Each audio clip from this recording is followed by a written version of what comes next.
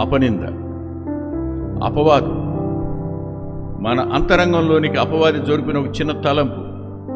ఆ తలంపును పెంచి పెంచి పెంచి పెద్ద చేసి దానికి ఒక వికృతమైన రూపం తెచ్చి మనం అంటే గిట్టని వాళ్లకు దాన్ని సరఫరా చేయడం.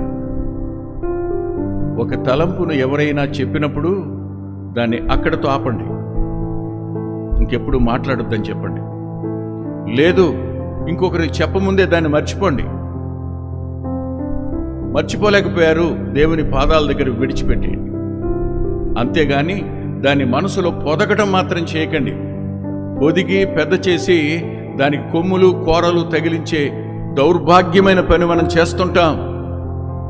కుటుంబాల్లో జరిగేది ఇది, సహవాసాలు జరిగేది ఇది, ఆఫీసులో జరిగేది ఇది, ఎక్కడ చూసినా జరిగేది ఇదే.